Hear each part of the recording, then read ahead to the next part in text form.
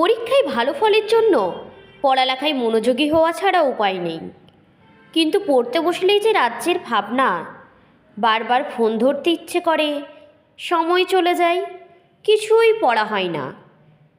মনে হয় কি মেসেজ করলো একবার দেখি, একটুখানি ফোনে গেমটা খেলে নিই, বাস গেমটি খেলিয়েই পড়তে বসবো। একটু টিভি দেখে নিই, টিভি দেখেই পড়তে বসবো। কিন্তু এভাবে ঘন্টার পর ঘন্টা কেটে যায়, কিন্তু পড়া আর হয় না। যদি এমন সমস্যায় তোমরা ভোগো, তাহলে আজকের এই ভিডিওটি শুধুমাত্র তোমাদের জন্য। হ্যালো প্রিয় স্টুডেন্ট, আশা করছি তোমরা সকলেই ভালো আছো এবং সুস্থ আছো। আমার চ্যানেলে তোমাদেরকে জানাই অনেক অনেক স্বাগত। আজ আমি পড়তে বসার এমন কিছু টিপস তোমাদের সাথে শেয়ার করব, যেগুলো তোমাদের জীবনে খুবই কাজে লাগবে। চলো তাহলে জেনে নিই পড়ালেখায় মনোযোগী হওয়ার কিছু কৌশল।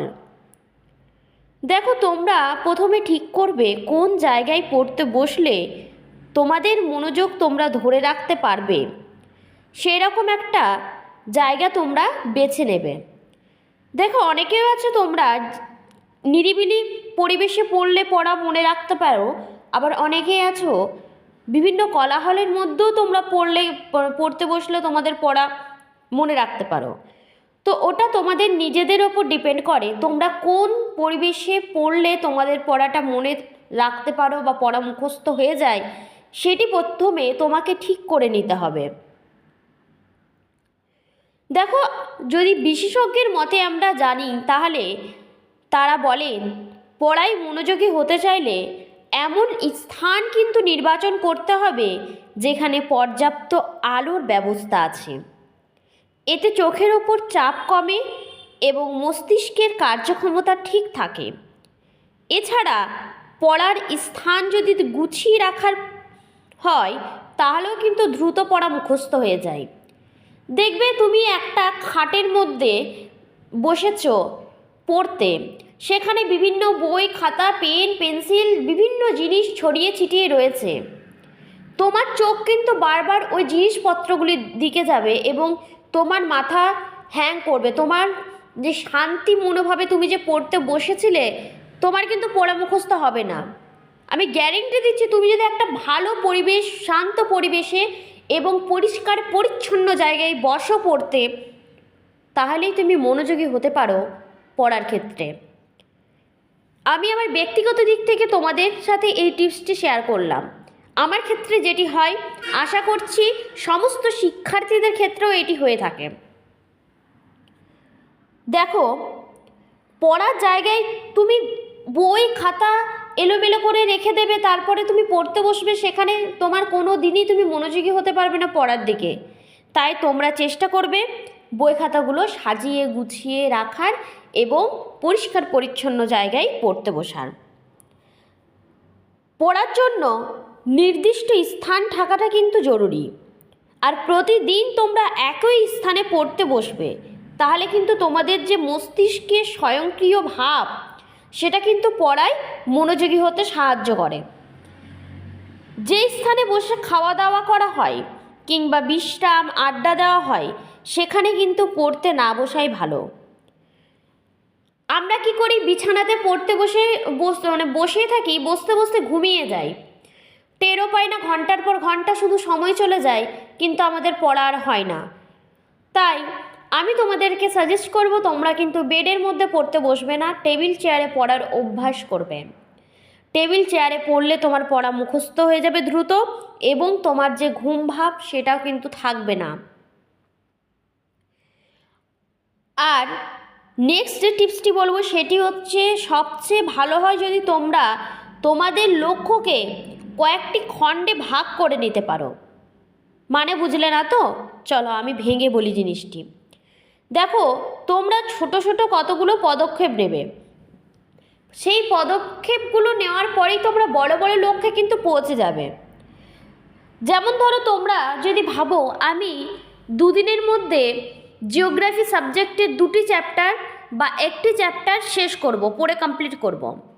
তারপরে যদি ভাবো যে একটা সপ্তাহের মধ্যে 5টি জিওগ্রাফি চ্যাপ্টার শেষ করব, তোমার মাথার মধ্যে যে ঢুকে যাবে না যে আমাকে শেষ করতে হবে, তখন দেখবে তোমরা নিজের থেকেই পড়তে বসবে এবং পড়াটিও কিন্তু মুখস্থ হয়ে যাবে দ্রুত। দেখো, আমি পড়ার ক্ষেত্রে তোমাদেরকে বলবো রুটিন বানানো, আর সময়টা অবশ্যই রুটিনে মেনশন করবে। যেমন ধরো, তোমরা যে সময় ফ্রি আছো সেই সময়টা তোমরা রুটিনের মধ্যে লিখলে। দেখো, আমি তোমাদেরকে বলে দিতে পারবো না তোমরা সকালেই পড়তে বসো বা সন্ধ্যাতেই পড়তে বসো, কারণ আমি তোমাদের সেই ব্যক্তিগত যে কাজ রয়েছে সেগুলো আমি জানি না। তাই আমি তোমাদেরকে সাজেস্ট করব তোমরা কিন্তু একটা রুটিন বানাবে এবং কোন সময় কোন সাবজেক্টটা পড়বে সেই সব লিখে দেওয়া। তাহলে তোমাদের মধ্যে একটা চাপ থাকবে যে আমাকে এই সময় পড়তে হবে। আর অবশ্যই সময়টা এভাবে বানাবে যে সময় তোমার কিন্তু কোনো কাজ নেই। সময়টা কিন্তু সব থেকে বড় এফেক্ট ফেলে পড়াশোনার ক্ষেত্রে। তাই তোমরা সময়টি কিন্তু বরবাদ করবে না, বারবার সময়ের দিকে ধ্যান রাখবে। এই সময়টা পেরিয়ে গেলে আর কিন্তু কোনো দিন তোমাদের আর জীবনে আসবে না। তাই তোমরা যেই সময়টুকু পাবে পড়ার ক্ষেত্রে অবশ্যই সেটি কাজে লাগিও। আরও যে টিপসটি বলবো সেটি হচ্ছে তোমরা গ্যাপ নিয়ে নিয়ে পড়ো। কেমন বলো তো? একটা না অনেকক্ষণ ধরে পড়ছো, ধরো মনোযোগ আমাদের কিন্তু কোনো দিনই থাকবে না। 40 মিনিটের পর কিন্তু আমরা মনোযোগী হতে পারি না যে কোনো সাবজেক্টের ওপরই। তাই তোমরা 40 মিনিট পড়ার পর বা 1 ঘন্টা পড়ার পর একটু করে ব্রেক নাও। কেমন ব্রেক নেবে? তাই বলে টিভি নিয়ে বসে গেলে বা ফোন নিয়ে বসে গেলে সেটা কিন্তু করবে না। ফোন থেকে পড়ার সময় দূরে থাকবে। তুমি জানবে সেই সময়টা শুধুমাত্র তোমার পড়ার, সেই সময়টা তোমার ফোনের বা টিভিতে ওয়েস্ট করে তোমার কোনো লাভ নেই। তুমি সেই সময় শুধুমাত্র একটু ভ্রমণ করে এলে, চারিপাশটা প্রকৃতি যদি থাকে ছাদে বা কিছু ঘুরে এলে, বা একটু খিদে পেলে খাবে, জল খাবে। আর পর্যাপ্ত পরিমাণে জলটা কিন্তু পড়ার ক্ষেত্রে খুবই দরকার। তাই যেই রুমে তুমি পড়তে বসবে, যে জায়গাতে পড়তে বসবে, জলও সাইডে রাখবে। জল খাবে, পড়বে, দেখবে তোমাদের পড়া দ্রুত মুখস্থ হবে। আরও একটা টিপস আমি বলবো যেটি খুবই একদম ভাইটাল টিপস, যেটি গুরুত্বপূর্ণ একটা টিপস, এমন টিপস হতেই পারে না। সেটি হচ্ছে সকালে উঠে ঘুম থেকে, অর্থাৎ ভোরের দিকে, ভোরে যখন সবাই ঘুমিয়ে পড়ে তখন তুমি উঠবে তোমার সাকসেসের জন্য। আর সেই সময় উঠে তুমি যদি পড়তে বসতে পারো তাহলে তুমি জানবে তোমার জীবনে তুমি অনেক এগিয়ে গেছো, অনেক ভবিষ্যতে এগিয়ে যাবে সকলকে পেছনে ফেলে।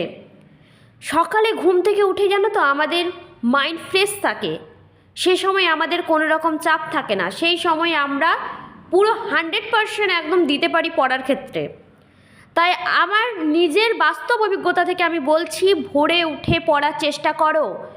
ঘুমিয়ে তো আছোই, রাতের বেলায় 12টা, 1টা, 1:30, 2টো পর্যন্ত ফোন ঘেঁটে তোমার কী লাভ? তুমি একটা নির্দিষ্ট টাইমে ঘুমাও রাত্রে এবং ভোরে ওঠার চেষ্টা করো, যেটা আমি আমার স্কুল লাইফ, কলেজ লাইফে ব্যবহার করেছি এবং সাকসেসও হয়েছি। তাই তোমরা সাকসেস যদি হতে চাও, আমার এই কথাগুলো অবশ্যই কিন্তু কাজে লাগাও। আমি এমনি এমনি তোমাদের বলছি না, আমার যদি না হতো, কাজে না লাগতো, আমি তোমাদের কোনো দিন এই টিপসগুলো বলতাম না। কিন্তু আমার বাস্তব জীবনে লেগেছে কাজে, এবং এই টিপস আমি এখনও ফলো করি। অনেকেই আছে রাত জেগে পড়ে, হতে পারে সে ভোরে উঠতে পারে না, তার ক্ষেত্রে ঠিক হয়তো রাত জেগে পড়া, কিন্তু আমি তাও বলবো রাত জেগে পড়ার থেকে ভোরে উঠে পড়া অনেক ভালো, অনেক বেস্ট। কারণ ভোরে আমাদের মস্তিষ্কটা এতটাই ফ্রি থাকে, যে কোনো জিনিস আমাদের সহজে ক্যাচ করে নেয়। তাই তোমরাও চেষ্টা করবে ভোরে উঠে পড়ার। আর দেখো, আমি শেষ টিপস তোমাদের সাথে আমি শেয়ার করব, সেটি হচ্ছে তোমরা প্রতিদিন পড়তে বসার একটা টাইম করবে। আগেও বললাম রুটিন বানাবে, কোন সাবজেক্টটা কখন পড়বে সেটা রুটিন বানাবে। কিন্তু অনেকেই করে, যখন পরীক্ষাটা আমাদের আগে চলে আসে তার 1 মাস আগে থেকে আমরা পড়তে বসি, তখন আমাদের খেয়াল হয়, ধ্যান আসে, আমাদের মধ্যে চেতনা জাগে যে পড়তে হবে, এবারে এক্সাম চলে এসেছে। কিন্তু আমি তোমাদেরকে বলবো সারা বছর পড়ো। একটা বছর কী জন্যে দেয় বলো তো পড়তে? তাহলে তো দিতে পারতো 1 মাসেই। তোমাদের তো একটা বছরের যে পড়া সেটা তো 1 মাসে তোমরা কমপ্লিট করো এক্সামের আগে, তাহলে ওই রকমই তো করতে পারতো, কিন্তু সেটা তো করে না। তাই সারা বছর তোমরা একটু একটু করে এগিয়ে রাখো চ্যাপ্টারগুলোকে। আজকে একটা চ্যাপ্টার বা আজকে একটা টপিক পড়ে রাখলে কাল একটু টপিক, দেখবে তোমাদের যখন পরীক্ষা আসবে না, তখন তোমাদের মধ্যে ওই ভয়টা কাজ করবে না যে তোমাদের কিছুই পড়া হয়নি। যারা টপার, তোমাদের স্কুলে বা টিউশনেও তো টপার আছে, স্কুলে তো টপার রয়েছে, কলেজে টপার রয়েছে, তারা কিভাবে পড়ে বলো তো? তোমাদের মনে প্রশ্ন জাগে না যে তারা কিভাবে পড়ে বা তারা কিভাবে পড়ছে যে তারা টপার হচ্ছে, আমি পাচ্ছি না, আমি হচ্ছি না? সেই তো ধরো একই টাকা খরচা করছো, সেই ধরো একইভাবে পড়াশোনা করছো, একইভাবে যাতায়াত করছো, তাও ও কিভাবে টপার হচ্ছে? এই প্রশ্নটা তো তোমাদের মনে জাগা দরকার। যদি এই প্রশ্নটা জাগে তাহলে আমার এই টিপসগুলো তোমরা ফলো করো, দেখবে তোমরাও একদিন টপার হবে, তোমাদেরকেও কেউ আটকাতে পারবে না। তুমি যদি এখন থেকে হাল ছেড়ে দাও, পারবো না, পারি না, মুখস্থ হয় না, বুঝি না, তাহলে বেকার। আর মুখস্থ করলে পড়া হবে না। পড়া সবসময় তোমরা বুঝে পড়ার চেষ্টা করবে। যে জিনিসটা আমরা মুখস্থ করতে যাই না, সেটি আমাদের মাথায় ঢোকে না, আর আমরা পরীক্ষার সময়ও পারি না। আর যে জিনিসটি আমরা বুঝে পড়ি সেটি সহজেই কিন্তু আমাদের মনে থাকে, বহুদিন মনে থাকে। আজকে আমার টিপস এবং ট্রিক্সগুলো তোমাদের যদি ভালো লাগে, অবশ্যই আমার চ্যানেলটিকে সাবস্ক্রাইব করে দেবে, লাইক দিয়ে দেবে, তোমাদের বন্ধুদের সাথে এই ভিডিওটি শেয়ার করবে। আর এরকম টিপস যদি পেতে চাও কমেন্ট করে জানাবে। তোমরা ভালো থাকবে, সুস্থ থাকবে। আমি নেক্সট ভিডিও খুব শীঘ্রই তোমাদের জন্য নিয়ে আসবো।